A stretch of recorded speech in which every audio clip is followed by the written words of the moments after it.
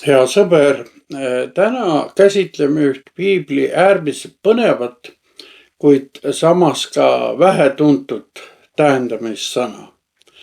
See puudutab võimuiha ja selle vastandit, tõelist kaasinimeste teenimist. Tegu on Jootami valmiga. Lugu hakkab sellest, et seekemlased on tõstnud kuningas Abimeleki oma kuningaks, kes oli saavutanud siis oma võimu 70 venna tapmisega. Aga kuulakem järgnevaid sündmusi siis nii-öelda originaalis. See on 9. peatükk kohtumõistjate raamatus 7-21 salmini. Kui sellest jutustati Jootamile, siis ta läks ja seisis Gerisimi mäeharjal, tõstis häält, hüüdis ja ütles neile: kuulge mind, Seekemi kodanikud, et Jumal kuuleks teid. Ükskord läksid puud võidma enestele kuningat. Nad ütlesid õlipuule: ole meile kuningaks.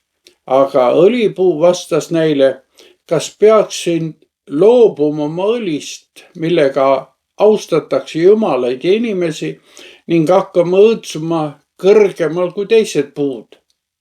Siis ütlesid puud viigipuule: tule sina meile kuningaks.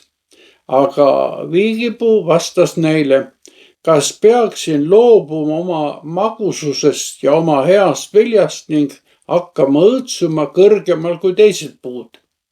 Siis ütlesid puud viinapuule: tule sina meile kuningaks. Aga viinapuu vastas neile: kas peaksin loobuma oma veinist, mis rõõmustab Jumalaid ja inimesi, ning hakkama õõtsuma kõrgemal kui teised puud. Siis ütlesid kõik puud orjavitsale: tule sina meile kuningaks. Aga orjavits vastas puudele: kui te tõesti tahate mind võida enestele kuningaks, siis tulge otsige pelgupaika minu varja all. Aga kui mitte, siis orjavitsast puhkeb tuli ja põletab ära Liibanoni seedrid. Kui te nüüd olete talitunud tõsiselt ja otsekoheselt, tõstes kuningaks Abimeleki, ja kui te olete teinud head Jerubaalile ja tema soole ja kui te temale olete tasunud ta kätetöö eest, sest mu isa sõdis ju teie eest, pani kaalule oma elu, päästis teid miidjanlaste käest. Teie aga olete nüüd tõusnud mu isakoja vastu ja olete tapnud tema pojad, 70 meest ühe kivi peal, ja olete Seekemi kodanikele tõstnud kuningaks Abimeleki, tema teenija poja, sellepärast et ta on teie vend. Kui te siis sel päeval olete talitunud Jerubaali ja tema sooga tõsiselt ja otsekoheselt, siis tundke rõõmu Abimelekist ja tema tundku rõõmu ka teist. Aga kui mitte, siis puhkegu tuli Abimeleki käest ja põletagu ära Seekemi kodanikud ja kindluse elanikud. Nõnda samuti puhkegu tuli Seekemi kodanike käest ja kindluse elanike käest ja põletagu ära Abimelek. Siis Jootam põgenes ja pääses ning läks Peerasse ja elas seal oma venna Abimeleki pärast. Aamen. Jootam, kes ainsana Abimeleki poolt korraldatud veresaunast pääseb, läheb ja seisab Gerisimi mäeharjal. See mägi on piiblis tuntud õnnistuse mäena. Kuigi rahvas on teinud kurja, ei anna Jootam alla, vaid otsib neile ikkagi parimat. Ta on Jumala tööriistaks isegi enne lähenevat kohut. Jootami lugu ei ole lihtsalt mingi mõistujutt, vaid õppetund tõelisest juhist ja teenimisest. Ta alustab oma lugu: ükskord läksid puud võidma enestele kuningat. See on inimlik ja meile täiesti loomupärane, et soovime endale head juhti, liidrit, kedagi, keda võiksime usaldada. Ikka jälle tundub, et üks kõva käega juht on parem kui 70 omavahel vaidlevat. Kõigepealt pöörduvad puud selles mõistuloos õlipuu poole. Nad paluvad tal kuningaks hakata, aga õlipuu keeldub. Kas peaksin loobuma oma õlist, millega austatakse jumalaid ja inimesi ning hakkama õõtsuma kõrgemal kui teised puud? Mida selline keeldumine võiks siin tähendada? Me teame selleks, et oliividest õli kätte saada, on vaja vilju halastavatult purustada. Tulemuseks on üks olulisemaid Vahemeremaade toiduaineid. Oliivide õliks muutumine ei ole lihtsalt üle teiste õõtsumine. Õlipuu ja õli on piiblis püha vaimu väe ja valguse sümbol. Vanatestamendi ajastul võiti õliga preestrid ja kuningaid. Püha vaim teeb Uues Testamendis ajastul meidki preestriteks ja kuningateks. Õlipuu aga mõistab, et teiste üle valitsemine ja võimu haaramine rikuks püha vaimu õnnistuse. Püha vaimu eesmärk pole ju ennast esile tõsta, vaid hoopis Jeesus Kristust austada. Tõeline vaimulik juht ehk nii-öelda õlipuu vend laseb end pühal vaimul juhtida. Toob esile vaimu vilja ja toetub Jumala tõotustel isegi katsumuste tundidel ja isegi siis, kui ta on pressi all. Ta ei vaheta oma teenivat asendit positsiooni vastu mingis võimuhierarhias. Nüüd lähevad puud viigipuu juurde, aga ka viigipuu keeldub kuningaks hakkamast, sest ta ei taha loobuda oma magusast ja heast viljast. Viigipuu on piiblis sageli õigluse sümbol. Viigipuul laiad lehed pakuvad keset päeva palavust varju ja viljad on eriti suure toiteväärtusega.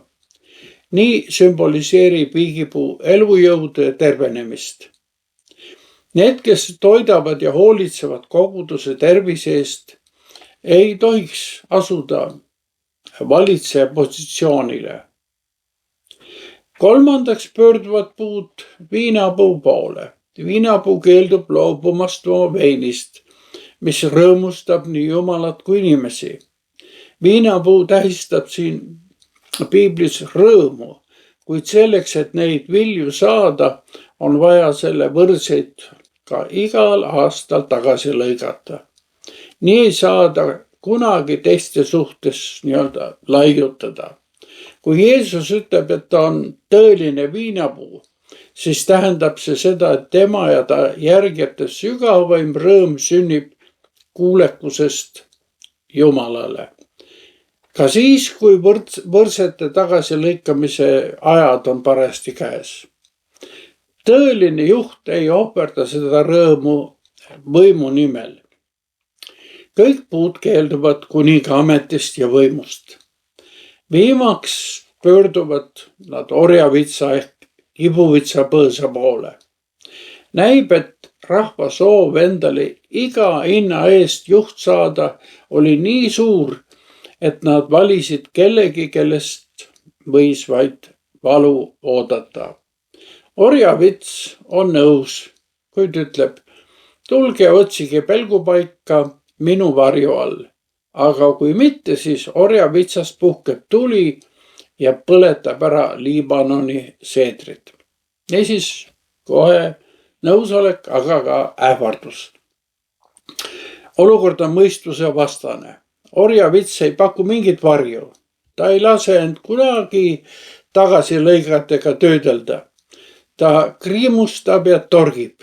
Orjavits sümboliseerib siin inimest, kes otsib vaid iseennast. See on pilt Abimelekist ja kõigist neist, kes kasutavad tema valimiseks patuseid vahendeid. Jootam kirjeldab siin teravat kontrasti Abimeleki ja oma isa Gideoni vahel. Gideon riskis oma eluga, et päästa rahvas vaenlaste käest. Abimelek aga esindab siin vaimsust, mis varastab, tapab ja hävitab. Jootam lõpetab oma kõne prohvetliku hoiatusega. Kui Seekimi kodanikud on käitunud ülekohtuselt, siis puhkagu tuli orjavitsast ja põletagu nad ära.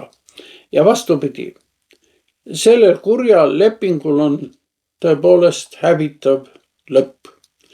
Pärast neid sõnu Jootam põgeneb oma venna viha eest ja peidab end Peerasse. Peera sõna-sõnalt tähendab allikat või kaevu. Ja sellel on muidugi sügav tähendus. Jootam ütleb tõe välja ja läheb siis oma allika juurde, et seal edasi elada. Kohtame meiegi oma eluteel orjavitsu, neid, kes pidevalt teisi maha teevad selleks, et ise silma paista. Neid, kes on valmis karjääri nimel üle laipade minema nii-öelda. Mida teha? Kas vaikida? Jootam annab olukorrale allegoorilise hinnangu ja asub Peerasse, kus on kaev ja vesi. Sõbrad, isegi siis, kui rahvas on usust taganenud ja ustavaid vaenatakse, leiame me oma turvapaiga ja kosutuse elava vee allika, see on Jumala sõna juures. Tõeline vaimulik juhtimine ei peitu hierarhias, vaid teenimises. On põhjust küsida, milline puu sa oled. Kas sa pakud oma kaaslastele varju ja uut lootust eluga hakkama saada või oled sa üks rõhujaist?